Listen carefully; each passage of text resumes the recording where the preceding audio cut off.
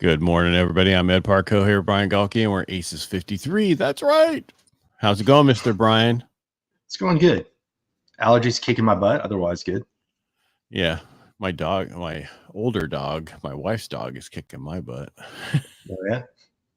Well, she's got major problems, and I told my wife she's like a tweaker right now. She's on so much medication that it's affecting her with all the extra side effects. So, Ooh, that's not good. no, it's not. Anyway, that's it. But today is like my first work day of the week because yesterday was a federal holiday, but I actually still work usually, and I took it off anyway because I had such a headache from sinuses. I'm like, I'm taking this day off. Do it. Everybody else did. Why not you? Well, yeah. Well, excuse me 1 second. Can you keep talking for a second? I'm going to get rid of something. Go do it. All right, everybody. So as you know, today is a Tuesday, which is going to be just Ed and I. Well, when Ed decides to come back. But then on Thursday, we'll have, there you're back. And then on Thursday, we'll have a special guest joker. That's someone who can teach us a different skill or talent. This week, it's going to be interesting. It's somebody that's going to help us in our business and how to share what we do in our business. So can you mute your noises? Oh, yeah, I guess. Hold on. Let me go in. Do not disturb. Unless that was your phone. No, it was on here. All right. So I've been watching a lot of stuff like I always do, and listening. And I interviewed a guy. I think I talked about this before. Maybe we didn't talk about it, but last week on one of my shows, and he was talking about, how so many people feel that they're not worthy. Basically, that's the bottom line. That they don't belong or they're this. And then I read a whole thing about 70% of the people out there feel like they're imposters. Absolutely. And I don't get that. Well, because think about the way we're raised. You go through education and we're taught that, oh, well, you got a high school degree. Well, you're really not somebody unless you have a college degree. Oh, you've got a college degree. Yeah, but do you have certifications or do you have your master's? Oh, you have your master's. Do you have your PhD? And it's really part of the system is now there are some things that you definitely need to learn certifications. You're going to be a doctor. You're going to be an architect, an engineer, something of that nature. Go for it. But the push is that you're never good enough because they need you to sign up for more classes or more courses. And on top of that, we live in the day and age where everybody fakes their social media and only puts up the highlights that everybody feels like, well, if I'm not living up to this person's level, then I've got to be an imposter. Versus if people truly showed what their day-to-day life was and not just the highlights, we'd be a different society. Yeah. Well, I mean, I didn't mean like, I just couldn't believe it was so high. That was what the thing was, what the statement was. I could see 30%, 40% of the people out there. So that means everybody on stage feels like they shouldn't be there, except for Costume because he loves it. He lives for it. Well, you and I've talked about this before. A majority of the people that are up on stages are secretly introverts, and they have to get out of their comfort zone because they know they're helping one other person in the audience, at least one other person. But they get off stage, and that's the entire reason that there's green rooms, is to help people get over their nerves, to people prepare to then go out and people afterwards. Because before somebody sees you on stage, nobody really knows who you are, but they hide you in the back in a green room, from anywhere from half an hour to an hour before your talk. And then there are some speakers who have to go and spend 30 minutes to an hour, if not longer, either back in the green room again, or they go to their hotel room before they come back to talk to people in the masses. And that's just a lot of people. When you're on stage, that's just because they're tired. They're exhausted. Yeah. They put everything out there. Being the president of my Rotary for a year, and every Thursday running that meeting, I was exhausted the rest of the day. And now I get what it is to run a whole event and everything else. Now the fire walk, the 2-day event, I wasn't that way. I totally enjoyed that. But I think it just depends on how much pressure you're under and if it's only on you. And so there's got to be ways you can set yourself up to where the pressure is a lot less. And so that you don't feel that. Brad Lee does a really good talk about, he sets up his days for successes. Like, hey, I brushed my teeth. That was one of my goals. That's a win. And so we talked about is stacking up little wins creates momentum for you to go and chase bigger and better things. So it doesn't always have to be something massive before we consider it a win. It can be what's something we did to improve ourselves one day, So again, brushing your teeth. You don't have to do it if you're going to. Yes, you do. Also, my You do have laptop, my iPad's talking to me all of a sudden. you have Okay. to brush your teeth. You have to, you have to floss. Right. You have to do But, those. Now, to me, but that's too small of little things for me right. to, to do. But that's just me. But here's the funny I thing. It deal with. goes back to, oh, go ahead. No, I too late. You cut me off. Go for it. All right. Well, here's the funny thing. Do you know when we started brushing our teeth 2 to 3 times a day? No. In the 50s, because they started marketing by the toothpaste companies. Because it used to be people brush their teeth 1 time a day. And then when they start coming up with all the competition for toothpaste and everything else, they're like, well, how do we sell more product? Oh, tell people they need to brush their teeth 2 to 3 times a day. So it hasn't been that long that we have, all the amenities that we have today, where we're able to shower You in the mean like morning and at teeth? night if we want to. Like Yeah. all of our Well, teeth? I know, but I'm just saying it hasn't been that long. So it goes back to what we started with, is Have marketing you looked at companies. those actors back then and actresses with their teeth and Yes. how bad they looked? Yeah, but that's the affect of it was a marketing company and a sales push that really helped change that. It wasn't dentists who came out and said, hey, let's do studies on it. It was marketing that said, hey, if you want to be a better person, you need to brush your teeth, and you want nicer teeth, brush your teeth 2 to 3 times a day. Now, did it have a positive effect? Yes. Do our teeth last longer? Yes. But it was started as a marketing and sales ploy. And that goes back to what we started the call with, and that is, we're constantly marketed for things to tell us why we're not the best person we can be. But whether it be get another certification, or you don't drive a Bentley, or you don't have a Rolex, all of that is around us nonstop all the time. So that's why it doesn't surprise me that number is so high. Yeah, well, that just tells you that if you can help, there's a lot of people who need help to get Mhm. over that imposter syndrome. And I think someone said the other day, only imposters don't have imposter syndrome. Yep. Right. That we Well, heard I learned that. from I think Steve. we talked about that a year ago, or I think most of us, Yeah. we have said that ourselves, or Mhm. you said that. But it goes back to, you're not going to be 100% amazing from the beginning. You're going to get better over time. And we Yeah. all do.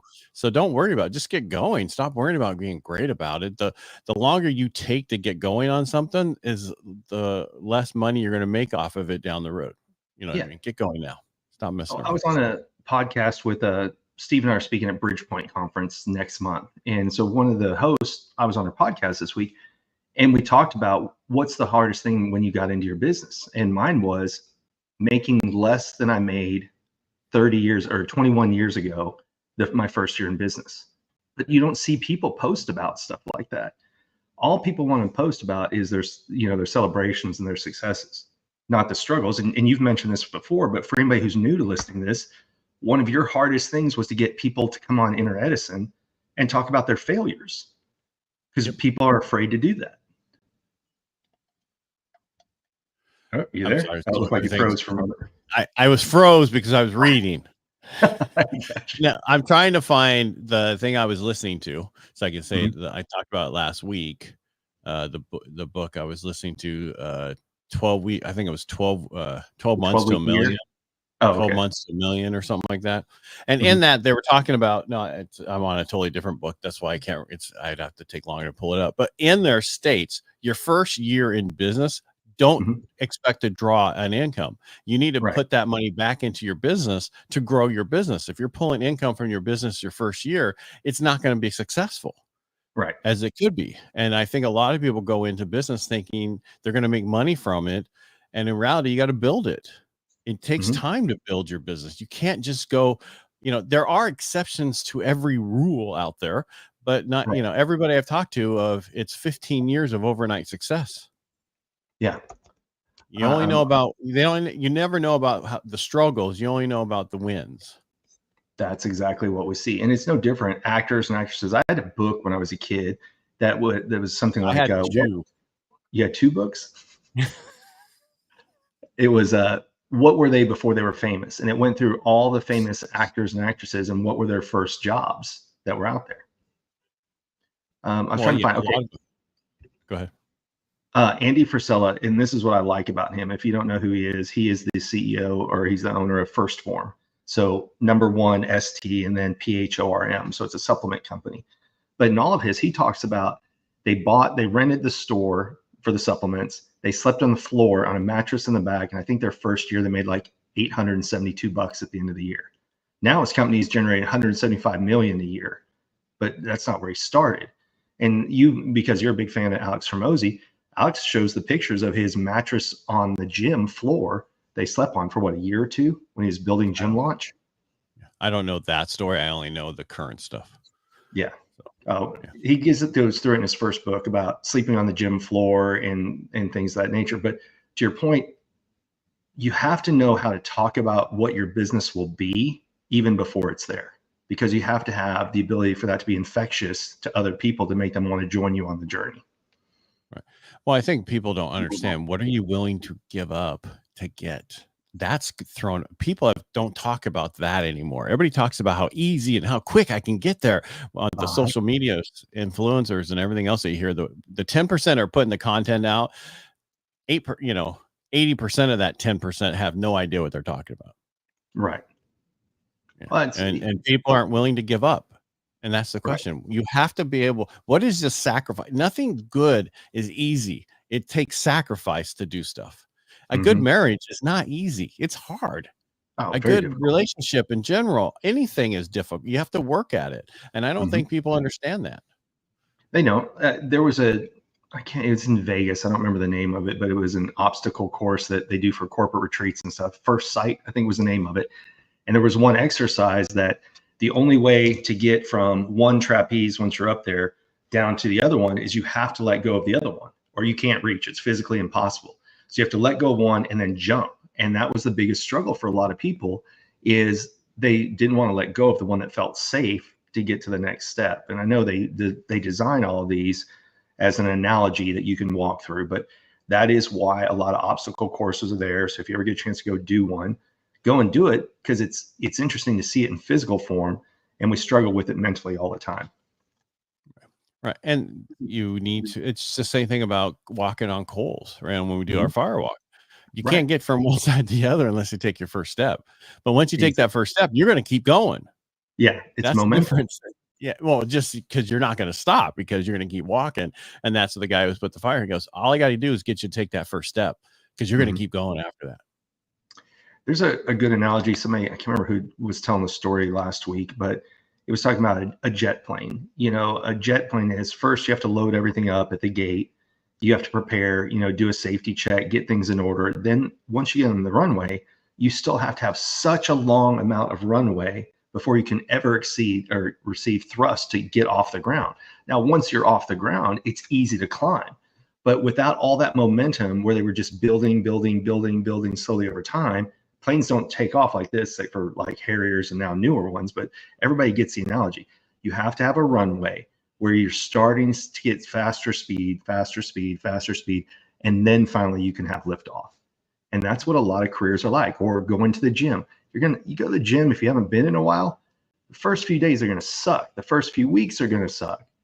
But then when you start getting in the first few months, that's when you really, okay, not everything hurts every day. It's that getting going, like you were talking about, but then consistency beyond that. Well, it's all about consistency. I mean, that's even if you don't lift perfectly, consistency, you'll still build over time and do what you want, lose weight. It's the same thing about, how heavy, and this, I'm going to say this because I lost 50 pounds, but how heavy of a society we are, and how we look for the easiest ways to lose things. Nobody wants to put the time in, and it's not easy. You have to walk, you have to exercise, you have to limit what you put in your mouth. There's just so many things you have to do that a lot of us don't want to do. Right. Or that we make excuses, and this is on me, not on anybody else. And so it's making those changes in your life that you need to do to be successful. And that's the same thing with us growing our businesses, is what are you willing to do differently? And there is no, time balance, that whole thing. There isn't. One time you're going to be working more time in your business than you have free time, and other times you're going to have more free time than you are working in your business. Eventually, is what your plan is. Yeah, that's just it. Work-life balance is, it was meant to say, don't only work 14 hours a day if you have a family, because there's plenty of rich people who amassed a fortune and lost their family. And so what they're talking about is just make sure that you do have dedicated time for both. But like you said, a lot of things in business are feast or famine. So when you're feasting, work your ass off. But when you're in famine, don't just fret and think, oh, I got to study 18 other things that are going to help me build my business. Maybe that's time to do things with your family. Or You know? maybe it's time to change your business. Maybe Mhm. relook at what you're doing. Maybe that's not the right business to be in. It's like what happened to us in our industry. You know, there's so many, I made me relook at what I'm doing and what I need to make changes to. And I've done some different things and I'm still working on things that we're doing. Right. And so many businesses are changing so fast. You know, look at AI and automation. How many careers have they wiped out? Luckily, I have two sisters that are graphic artists. Thank goodness they're not graduating school right now because they have experience. They understand brands and things. But if you're graduating as a student and AI can do your job, even if you get hired, you're not going to make much money. You know, and now you can go into Chat GPT, and I forget what it combines with, but you'll say, go and create me an image.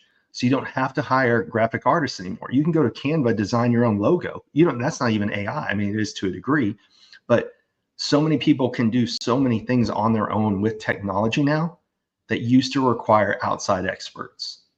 Yeah, but they still will. So here's the thing. Absolutely. They I will. still think it just will happen is these people doing that stuff will be able to get it done faster and better. And Right. because you're going to want AI will get to a point where it's going to make the same ones all the time, you know, to Yeah. a certain point. Mhm. And the question is, you know, when AI creates it, who owns it? That was an interesting question. They are saying if you tell AI and you give it the prompt, they believe you're the owner. But there are Wait, some people that so saying there's likeness rights right. to work that's Well, out it's there. just yeah. Well, it's like what's her name? The lady who the one company used her voice. Supposedly, it sounded just like her voice. She was in the Marvel Oh, movies. yeah, yeah. Scarlett Johansson. Yeah, yeah. Well, I Yeah, mean, it could sound like and be off a little bit. You know what I mean? right, They could say, create me a voice that sounds like her, but is not her. And it would be right, off just a little bit enough, you know? right. And so you're going to get to a point where I see the AIs a lot, but I think then a lot of people are going to go, okay, I want a normal person to make this for me. I want so that it's Right. worth more money. There's going to be Yes. so many. I think that we're going to go one way so far, and then we're going to come back right in the middle. And I was talking to somebody else. I said, I think people are going to want to have more relationships with people because of Mhm. what we're doing with this AI and everything else. And he was talking to me about how somebody used AI to schedule the appointments in their company. I'm like, Yeah. well, why don't they have a scheduler app? I don't, because he was talking about how this one doctor was so happy because they created a schedule. Mhm. They have this AI who does scheduling now, and Yeah. they wanted it. And I'm like, well, I work with Kaiser, who I just go in there and I pick a date and I'm done. There is Yeah. no person to talk to. So, It's going to be to your point. When do you like talking to when you're calling for any type of support and you get the automated voice? That was the old version of AI, right? I mean, so it used to be people worked in call centers. They were on, what were the original operators called? I mean, I know they're phone operators, but they were the people who answered and did the switching boards mhm. and stuff. Then people used to be a call center. It just rotated through the desk and we were so happy to get a person. Then it went to automation. And now you end up yelling representative all the time. That's literally what you're talking about is just because it can do it doesn't mean people are going to prefer it. I would much rather when somebody picks up a call, I can talk to like, let's say American Airlines. Now they're like, are you calling about this flight? No. Well, what are you calling about? Reservationist. Well, what specifically are you talking to the reservationist about? Well, I want to look at changing my flights. Which flights do you want to change? And then I know I'm going to get to the reservationist and I have to say that same damn thing over again. So it would make it easier for me if they took less automation out and got me to a real person faster. So you're But that correct. means we got to hire people. Exactly. And then it's about, well, what is the shareholders' money and how do we pay them and how does the company make a profit? And that's why one of the things we've been talking about and harping on the last few weeks is social skills are more important than ever. Because if not, it's like you said earlier, the people who can use AI are going to be elevated that much higher. But if you can use AI and you can have the ability to still have a conversation and be in the room with people, especially as a college graduate, based on that intelligent.com study that came out in December, where I don't know, 53% of your competition can't make proper eye contact.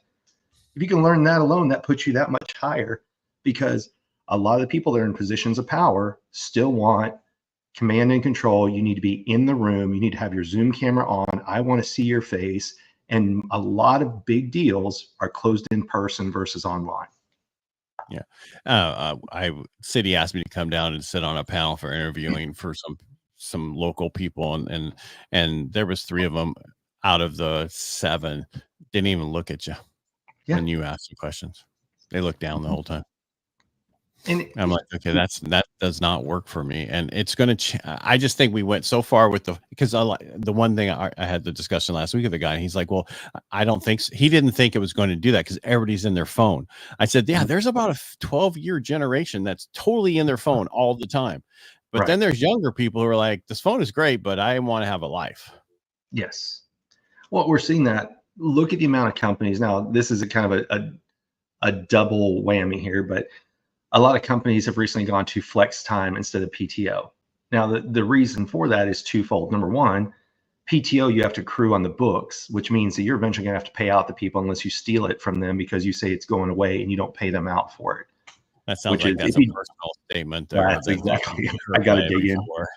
Yeah, I got to dig in. I didn't say who it was, but they can figure it out. Your last job that fired you, that company. Yeah, and or but what a lot of companies are really going to it for is because younger people want more than just a week or two when they start. And so, but then the challenge becomes, well, why should I stay as a senior employee if I get the same rights as somebody who's brand new? So they're trying to find that happy medium. How do you bring on new people, and the younger people care more about work-life balance? And then with older people, they're like, but I earned that time. Why should a new person get the same amount of time as me? So it's trying to find, how do you keep the legacy knowledge, but then still get people to come on board at the exact same time? Yeah, I think that's why they're trying to use AI for that legacy knowledge. But here's the problem with that. I didn't have an argument with the underwriter earlier. I just told them they were wrong because I know the guidelines on certain things. And when you do it all the time and you don't get asked all the time for one more thing. And I asked him, I said, okay, I thought, whatever it was. And he's like, oh, I've always had to. I go, well, there's a reason I chose not Fannie Mae, but Freddie Mac is because of this.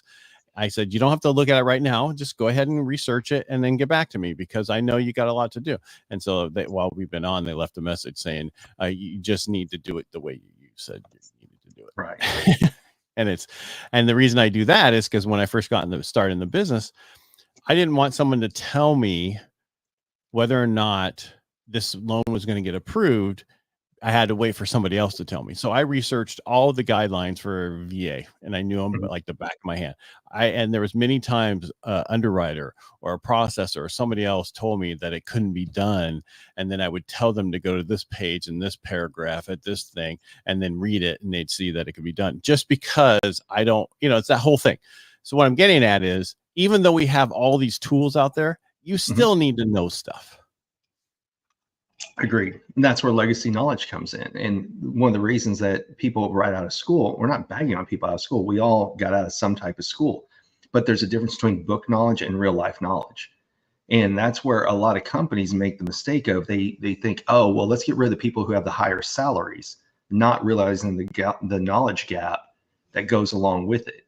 And that's every company across any type of industry. You'll see them go through that where they go, you know what, we need to make some money or make up for this quarter. Let's lay off these people. And they see a number on a spreadsheet, but they don't know, what do those people know? And then how much pain does it really cost the company in terms of loss of business productivity isn't always measurable. So it's just interesting times we live in. Yeah. Or challenging times. It's however challenging times. But back to something. Well, you said interesting. That's your way to look at it. My way is it's a very challenging time because of so many things. Like we just saw, let me just explain with my industry. Sure. Everybody's like, oh, rates dropped. Oh my God, everybody's going to come out of the woodwork and buy. Rates went up. Well, because after the first time Fed lowers, the rates go up. And they went up 3/8 at least. And people are like, well, I don't understand. It's historically. Look at the charts. Look at the history. It's there. Don't, the information's out there. I don't trust, and don't take this wrong, an AI to search it for me.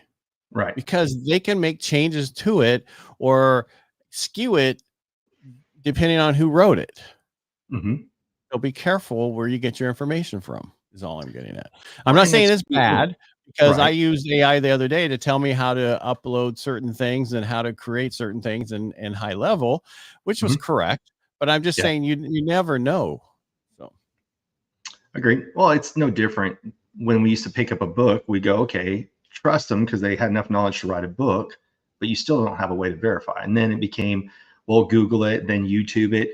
So there's always got to be that caveat in there of, even if you go and get your taxes done by a CPA, they make you sign something that says you're trusting the CPA to do it, but ultimately it's your ass on the line. So you got to think about that no matter what. And if you remember, what was it, like 6 months ago, one attorney tried to do his entire argument based on chat GPT instead of going and looking in actual books. And guess what? The case law that it brought up wasn't accurate. correct. And so that's the whole point is, yes, it's amazing. Yes, it pulls from a lot of resources, but you still have to do your own due diligence on everything. I agree. So who are we coming on Thursday? We're going to bring back Jimmy. Jimmy. And Yep. who's Jimmy? So Jimmy Nelson is an MC who he's been around. Like, if you've ever seen people the Aspire tour, he's been an MC for that. But what And so his real people don't know, what does MC stand for? was it? I don't know. I remember you guys talked about it last time, and I already forgot because Master of Ceremonies. Master of Ceremonies. Because I always think it was EMCEE, not MC. No, but not does not equal. Yeah. right. EMC squared. But yeah, he's going to be in talking about how should businesses really learn to share their message. And that is, a lot of times we just go, oh, well, I'm Brian who does this, or I'm Ed who does that. But is your message really valuable to other people? How are you phrasing it? What's the structure you're putting it together? What's the formula to get it out there? So he's been studying that for a very, very long time. He's got workshops on it, everything else. So he's got a really interesting story. We had him on before. He was an actor, then he was heavy, then he lost weight, and then he ended up going into acting. He was on some of the old Beachbody videos, like as the workout guy in the back. Then he got into public speaking, started emceeing events, and then was learning to help people craft their message, because an MC has to really figure out, how do we keep an event alive? They set the mood, they set the tone, they set the energy for things. But then it's also, how do you help people before they get on stage? And that's really what his area of specialty is. How do you communicate what your business does to get clients interested in what you do? Yeah, I think it'll be, so it's basically what I usually, people want to know, what do I do? And I help tell people stories across multiple mediums, which used to be, I help, what mine used to be was, I help create one of the largest debts in your life, and I have a professional responsibility to help you manage that debt. Right. There's that. And then there's, if I don't want to talk about it, in the past, I'd say I'm in the mortgage business. Right. It's just because whatever that story is, that ask questions and get people to react. We've done this with Steve Simmons, his events too. It's important. It's so important that people ask all the time, but people don't have it. The same thing. They don't know who their niche is. They don't know who their market is. They don't know who their perfect client is, and they don't know what they do or how to What's their explain value it in a way. proposition? How do you stand out? Versus, if you're an attorney, oh, I'm an attorney. Okay, well, there's multiple different types of attorneys. There's multiple different types of doctors. Or if you say, I'm a realtor. Okay, now you're in with 12 million people. What are you saying that makes you stand out? Actually, less today. Well, I know, but you get my mean. So about 40% of them are out of work right now. Yeah. And then it's getting worse. And there's a whole industry. You're talking about interesting times that, because of lawsuits and everything else. So again, what we're talking about is, you never know what's going to happen. Grow your business, do multiple streams of income, because you never know which is the one, but focus on it and grow it. You want to take us out for today's? Sure. So once again, everyone, thank you for joining Ed and I and Aces53. On Tuesdays, it's just Ed and I talking back and forth on a subject kind of like today. And then on Thursdays, we bring on a joker who is a special guest that has a skill or talent that we believe you guys would benefit from. So the best way to support us is like and share, and of course, subscribe. So Ed, thank you for joining us today. Oh, and thank you for having me. Yeah. And for everyone else, we will see you guys on Thursday. All right. Make it a great day. Thanks for being here, Brian.